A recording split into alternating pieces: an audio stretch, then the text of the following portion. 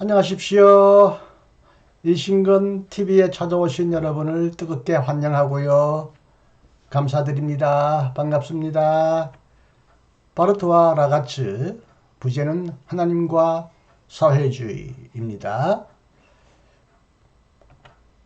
칼 바르트와 레온 하르트 라가츠는 블룸하르트, 아버지 블룸하르트와 아들 블룸하르트를 부자 블룸하르트라고 그러죠. 블룸하르트의 영향 아래 초기에는 종교사회주의 운동에 열렬히 참여했는데 시간이 흐르면서 서로의 사이가 조금씩 갈라지고 서로 등을 돌리기 시작했습니다.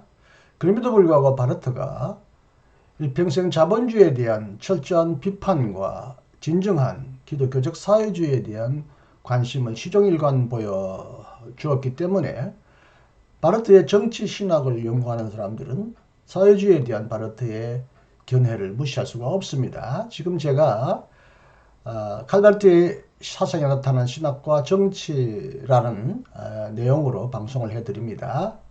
여기에서 바르트는 얼마나 자주 바르트가 자본주의를 맹렬하게 비판하고 사회주의 혹은 사회민주주의에 대한 지지를 보내는지 여러분 보셨겠는데 왜 그렇게 바르트는 사회주의를 깊이 좋아하고 하거나 추종하게 되었는지 이 원인을 배경을 추적할 때는 이제 물론 블룸하르트까지 올라가야 합니다. 특히 아들 블룸하르트까지 올라가야 되는데 제가 이미 방송했던 두 차례 방송한 블룸하르트 부자에 관한 방송을 보시면 특히 아들 블룸하르트의 사상에서 종교사회주의에 대한 깊은 관심을 여러분 이미 알게 되셨겠는데 오늘은 레온하르트 라가츠로부터 얼마나 바르트가 영향을 받거나 또 서로 비판적인 거리를 유지하면서도 서로 친화성, 친근성을 보여주었는지 한번 소개해 볼까 합니다.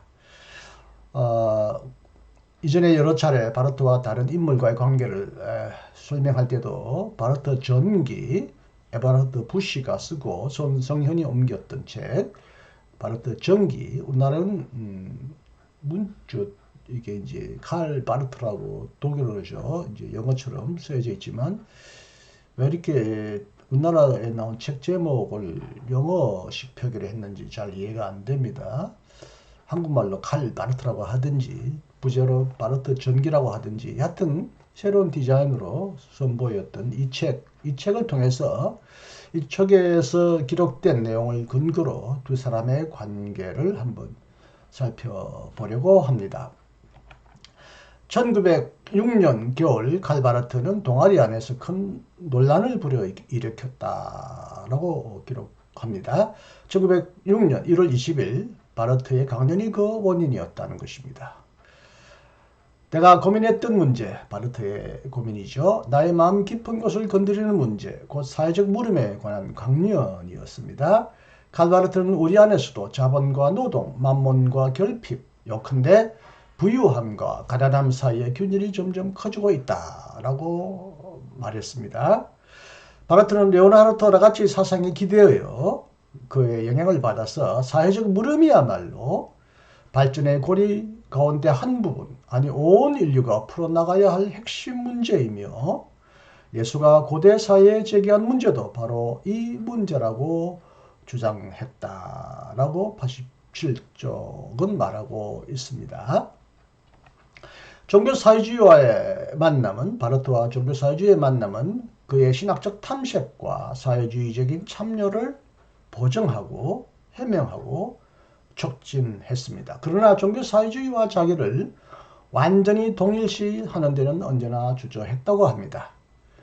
바르트의 말입니다. 나도 나같이 종교사회주의에 관심이 있었지만 약간의 거리는 두고 있었다.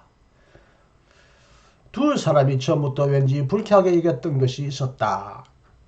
왜냐하면 쿠트의 경우에는 시대의 징표에 대한 현실성 있는 관찰과 해석이었을 뿐 결코 하나의 강령으로 프로그램으로 하나의 표로 굳어지지 않았던 것이 레온하르트 라가츠에게 와서는 하나의 이론, 곧 하나님 나라의 전조인 사회주의에 대해 교회가 입장을 취해야 한다는 이론이 되었고, 또한 종교 사회주의라는 진짜 시스템 체계가 되었기 때문이다 라며 바르트가 종교 사회주의와 약간의 거리를 유지하게 된 근거를 설명하고 있습니다.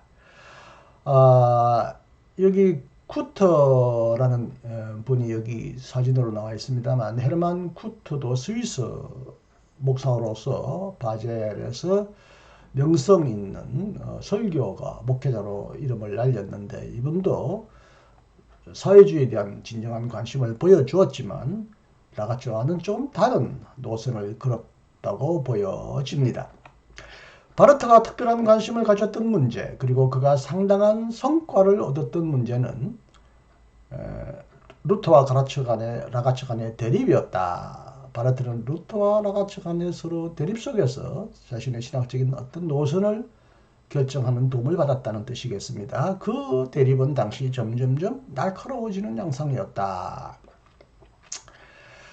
바르트의 인상, 느낌에 따르면 헤르만 쿠터는 살아계신 하나님을 인식하는 것에 큰 비중을 두었다면, 라가츠는 프란체스코가 실천했던 가난의 이상과 같은 적극적인 제자도를 더 중요시했다고 보았습니다. 그래서 제1차 세계대전의 충격에 대처하는 방법도 달랐다는 것입니다. 쿠터는 새로운 마음가짐으로 고요히 조용하게 심사숙고할 것을 요청했다면, 라가츠는 평화주의적으로 행동할 것을 촉구했다는 것입니다. 라가츠는 1913년에 이미 사회민주주의 정당에 가입했지만 쿠터는 아직 그러지 않았다는 사실도 두 분 사이에 확연한 차이였다고 부시는 기록하고 있습니다. 바르트는 1916년 새벽두에 다음과 같은 말을 했다고 합니다. 그가 보기에 라가츠의 문제의식은 충분히 급진적이지 않았다는 것, 충분히 철저하지 않았다는 건데요. 바르트의 말입니다. 사람들이 말도 많이 하고 글도 많이 쓰는 문제, 곧 전쟁이냐 평화냐 등의 문제는 더 급진적이고 더 근본적이고 더 철저하고 더 진지한 신앙의 문제, 곧 하나님과 함께 할 것이냐, 아니면 지금까지처럼 하나님 없이 살아가고 행동하고 할 것이냐, 이런 문제로 대체되어야 한다는 것입니다. 1월 16일 바르트가 아라우, 스위스의 조그만 시골 마을 이름인데요. 아라우시의 교회에서 행한 강연에도 같은 내용이 나온다는 것입니다. 우리가 그 무엇보다도 중요하게 생각해야 할 것은 하나님을 다시 하나님으로 인정하는 것이다. 이것이 과제다. 거기에 비하면 다른 모든 문화적, 사회적, 애국주의적 과제는 아이들 장난이다. 1916년 이후 1919년에 로마서 제1판 주석이 나왔고요. 또 그 3년 이후에 1922년에 로마서 주석 2판이 나와서 세계 많은 사람들을 깜짝 놀라게 했는데, 로마서 주석 제1판이 나오기 전 3년 전에 이런 말을 하기 시작했다는 거죠. 하나님을 다시 하나님으로 진지하게 인정하자. 하나님을 하나님으로 인정하자. 하나님을 하나님답게 하자. 하나님을 그 어떤 인간의 이념으로, 어떤 거룩한 이념으로 포장하고 위장하고 인간의 이념을 하나님과 동일시하지 말자. 인간이 만든 이념을 우상으로 만들지 말자. 하나님을 하나님으로. 여기서부터 바르트는 하나님 중심주의, 하나님 초월주의를 굉장히 강조함으로써 지나치게 하나님과 인간의 문화, 인간의 이념을 동일시하거나 서로 엮으려고 했던 그 당시 자유주의 신앙, 이른바 문화 개신교주의에 대한 비판의 그 단초를 여기서부터 이미 볼 수가 있습니다. 1919년 그의 강연에서 하나님과 인간의 모든 문화, 인간의 활동을 분리하자. 하나님은 하나님답게, 절대적인 하나님을 하나님답게 우리가 인정해야 하는 문제가 가장 중요한 문제라는 것. 이런 문제 제기를 바르트는 쿠터로부터도 받았던 것처럼 표현되어 있습니다. 바르트는 이제 라가츠와 종교 사회주의에서도 그들을 충분히 인정하고 의지하면서도 종교사회주의에서도 확실하게 벗어났다고 보시는 바랍니다. 다시 바르트의 말입니다. 평화주의와 사회민주주의는 하나님 나라를 대변하지 않는다.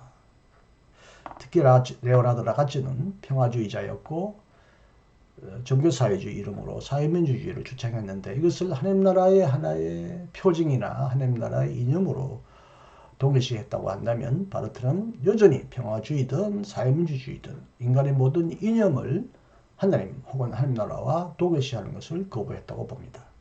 이런 것들은 새로운 형태로 나타난 인간의 옛 나라, 낡은 나라라는 것이죠. 그것들이 세계사의 흐름에 맞서 내던지는 비판과 저항은 세속적인 것이고 공금, 고통, 고난에서 나온 것이지 도움에서 나온 것이 아니다. 도움에서 나온 것이 아니다라는 이 문장은 좀 특이합니다. 영어의 help, 독일말로 hilf인데 비판과 저항이 고통에서 나온 것이지 도움에서 나온 것이 아니다. 이 도움이란 말은 결국 하나님의 도움, 하나님의 구원에서 나온 것이 아니라는 뜻인 것 같습니다. 종교사회주의 대회, 스위스의 종교사회주의자들이 모여서 큰 대회를 가지게 되었는데 이 해가 마치 우리나라에 3.1절 만세운동이 일어났던 1919년 그 해이네요. 우리는 일제의 포갑에서부터 독립을 하려고 온몸으로 한가하던 그 해에 스위스에는 자본주의를 비판하고 종교사회주의를 지지하던 사람들이 모여서 대회를 가졌는데 이날의 주 강사가 묘하게 바르트였습니다. 바르트는 아직도 젊었고 많이 알려진 인물은 아니었는데 다른 강사들을 교습했는데 강사 교습이 잘 안 되었기 때문에 마지못해 그 당시 이른바 이제 빨갱이 목사다. 바젤에서 자본주의를 비판하고 노동자 앞에서 예수는 사회주의자라고 그렇게 외쳤던 바르트에게 많은 사람들이 주목하면서 그를 강사로 초대했던 것 같고요. 제목이 사회 안에서의 그리스도교인인데 이 제목은 아마 바르트가 지었던 제목이겠죠. 이 제목을 보면 사회 안에서 그리스도인은 사회적인 그리스도인으로서 그 시대적인 부패와 모순에 저항하고 자본가의 행포에 저항하고 사회주의자가 되어야 한다. 바르트가 주장했던 바대로 예수는 사회주의자였다라는 그 사상, 그 주장이 여기서 울려 나올 걸로 알았는데 묘하게도 바르트는 여기서 종교사회주의와 묘하게 결별하거나 종교사회주의를 비판하는 듯한 실제적으로 비판하는 강연을 하게 되었습니다. 여기서 바르트는 그리스도와 하나님의 나라를 인간의 보수적이거나 혁명적인 어떤 이념이나 행위와도 날카롭게 근본적으로 구별했는데 그 방식이 참으로 파격적이었다. 그 방식, 그 표현 방식입니다. 어떤 표현입니까?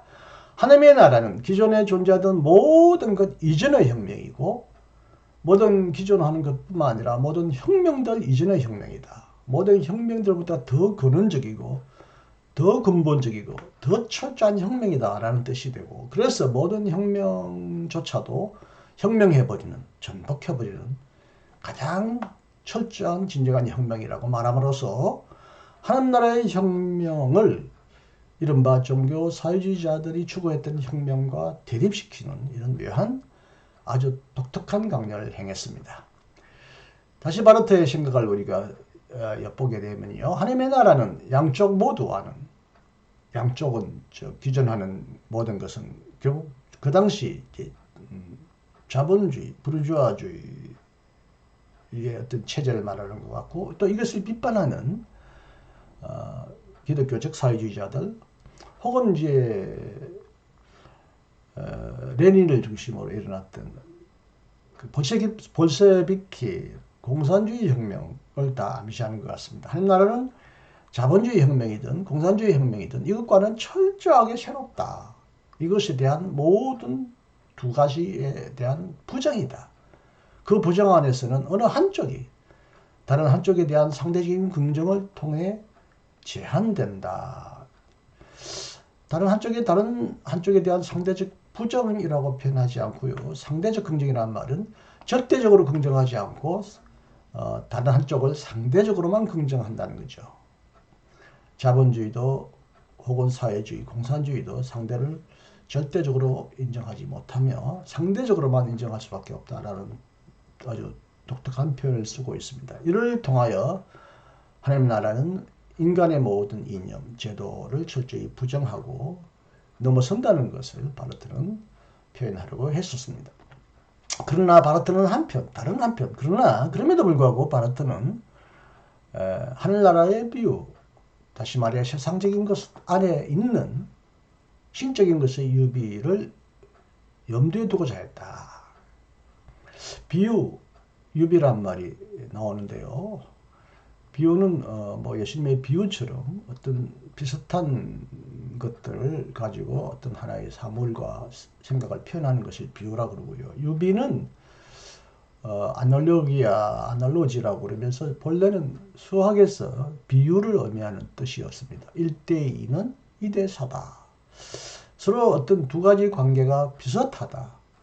완전히 동일하지도 않고 완전히 다르지도 않고 두 가지 관계에서 비슷함이 존재한다는 것인데, 이것은 종교사회주의가 하나나라와 완전히 일치하지는 않지만 서로 상응하는 비슷한 관계는 여전히 맺고 있다 하는 것을 바르트가 여기서 염두에 두었지만, 그 당시 종교사회주의자들은 바르트가 종교사회주의를 극단적으로 부정하는 것으로 오해하거나 그렇게 판단하고 실망했고, 또 바르트는 종교사회주의가 지나칠 정도로 하나님의 이름으로 인간의 이념을 절대시하는 것을 비판하면서 거리를 유지하려고 했던 것 같습니다.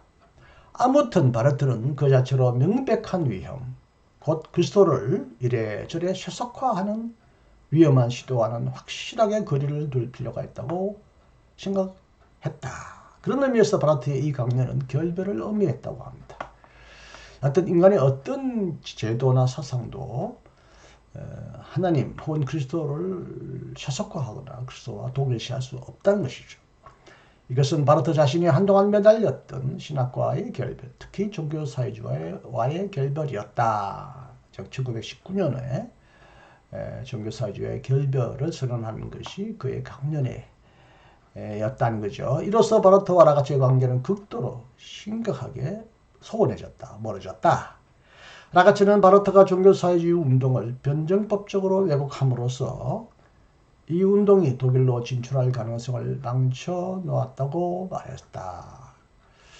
변정법적으로 왜곡했다. 변정법은 뭐 우리가 흔히 해겔 변정법, 킬케고르의 변정법 말하는데, 해겔의 변정법은 양적인 변정법, 역사적 변정법이라고 해서 A에서 정에서 반이 나오면 또 그것이 종합되어 합의되고 또 그것이 정의되어서 또 새로운 반이 나오는 이런 양적인 변정법이 있고, 킬케고르와 같이 역설적 변정법, A와 B는 절대적으로 극단적으로 반대하지만 역설적으로 또 하나가 종합되는 것, 종합이라기보다는 역설적 대립의 종합, 대립의 일치라고 할 수 있겠죠.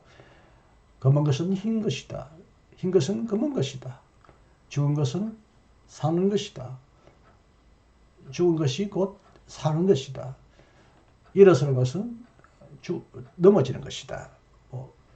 죄인이 곧 의인이다. 뭐 이런 식으로 변정법적으로 종교사회주의 운동을 조금 왜곡했다.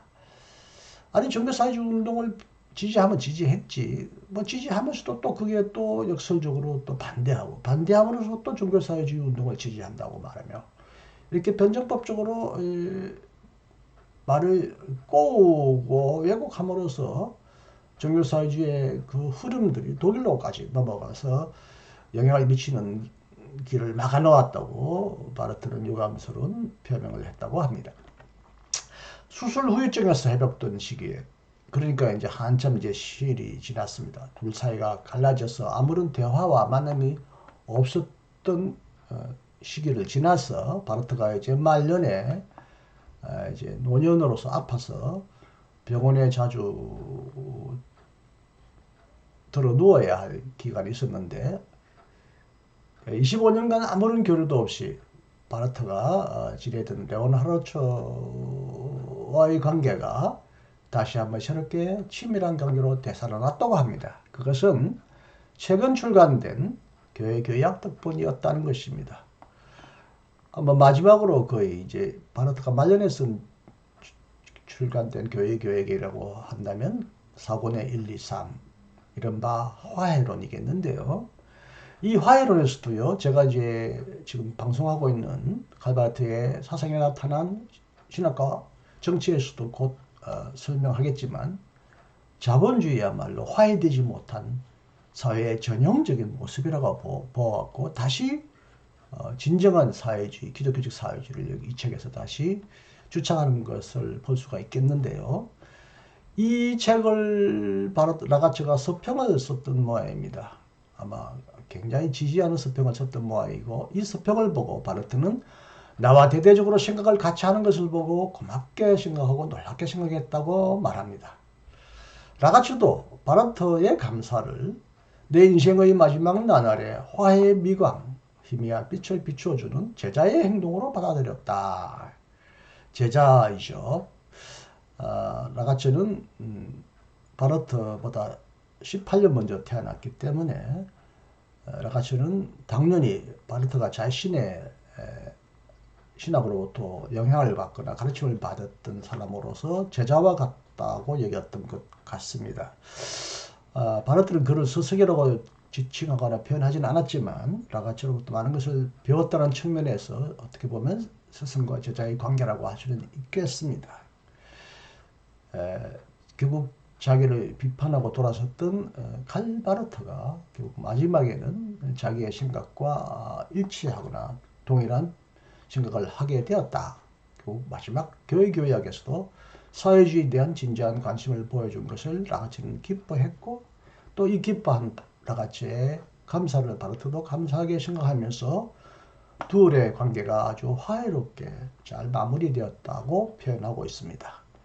1년 후, 그러니까 1945년입니다. 라가츠가 세상을 떠났고요. 바르트는 13년 더 사셨나요? 1968년도에 세상을 떠났습니다. 네, 종교사회주의 스위스의 대부였던 레온하르트 라가츠가 어떤 인물이고 무슨 활동을 했는지를 더 자세히 알기를 원하시는 분은 제가 이미 올려드렸던 동영상을 보시기를 바랍니다. 네, 끝까지 경청해 주셔서 대단히 감사합니다. 다음 시간에도 여러분을 반갑게 만날 수 있기를 기대하겠습니다. 안녕히 계십시오. 이신근이었습니다.